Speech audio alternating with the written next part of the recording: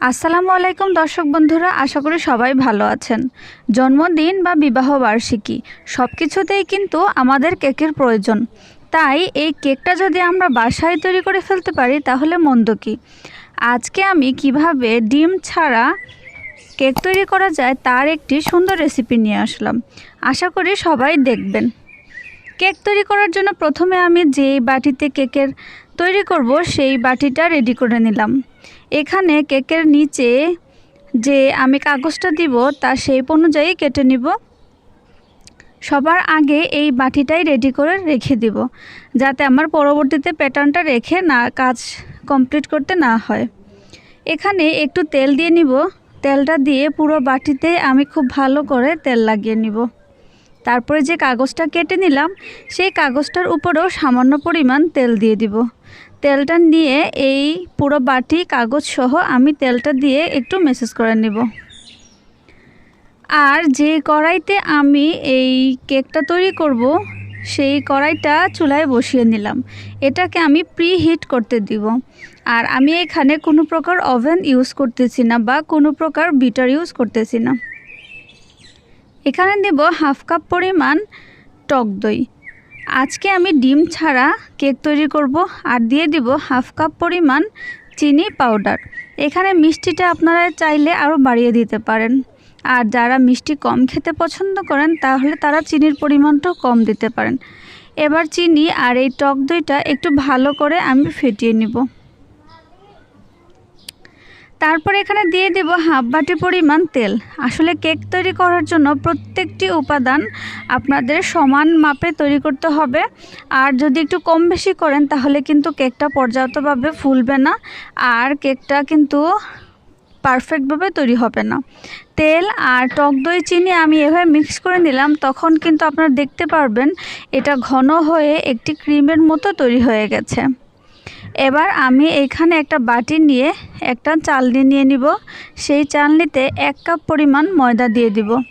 ময়দাটা 1 কাপ পরিমাণই দিব। Half cup আমি চিনি টক দই সব কিছু নিয়েছি, আর ময়দাটা দিব 1 কাপ। 1 চা চামচ বেকিং পাউডার দিয়ে দিলাম, আর হাফ চা চামচ বেকিং সোডা দিয়ে দিব।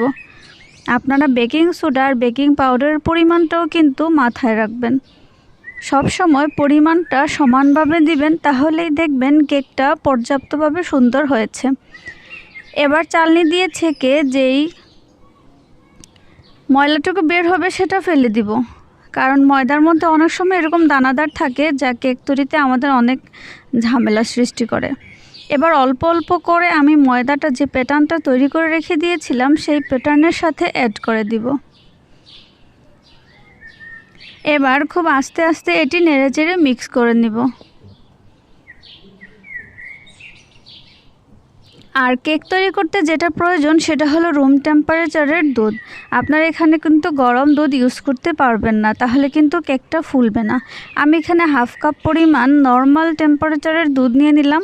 আর এই দুধটা কিন্তু আমি একসাথে অ্যাড করব না, অল্প অল্প করে মিক্স করে আমি পুরোটা দুধটাই এই প্যাটার্নের মধ্যে দিয়ে দিব। তবে আলাদা আলাদা অল্প অল্প করে মিক্স করব, একসাথে সবগুলা দুধ দিয়েই কিন্তু আমি মিক্স করব না। এই জিনিসটা কিন্তু একটু মাথায় রাখবেন। আর এভাবে আমি খুব ভালোভাবে সবগুলো উপাদান মিক্স করে দিব। এবার কেকের মধ্যে যে বেকিং সোডা আর বেকিং পাউডারের যে গন্ধটা আসে সেটা দূর করার জন্য দিয়ে দিব 1 টেবিল চামচ ভ্যানিলা এসেন্স।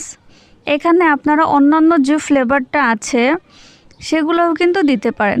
আমি ভ্যানিলা এসেন্সটা দিলাম। আর কেকটা আরও মজাদার করার জন্য খুব সামান্য পরিমাণ লবণটা দিয়ে আমি পুরোটা উপাদান খুব ভালো করে মিক্স করে নিলাম।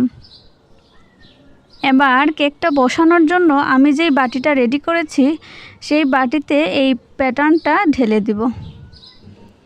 খুব ভালোভাবে আস্তে আস্তে করে আমি সম্পূর্ণ প্যাটার্নটাই এর মধ্যে দিয়ে দিলাম।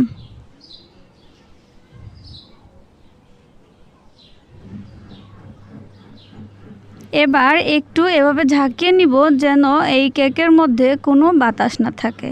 আমি এখানে একটু কাজু বাদাম কুচি কুচি করে কেটে নিয়েছি জাস্ট সুন্দর দেখার জন্য। আপনারা অন্য কোনো বাদাম বা অন্য কোনো উপাদান দিতে পারেন, কিশমিশ দিতে পারেন, টুটি ফ্রুটি দিতে পারেন। এবার ঢাকনা দিয়ে ঢেকে দেব। দেখুন আমার কড়াইটা প্রি হিট হয়ে গেছে। এবার এই বাটিটা আমি এখানে বসিয়ে দিব, ঢাকনা দিয়ে ঢেকে রাখবো।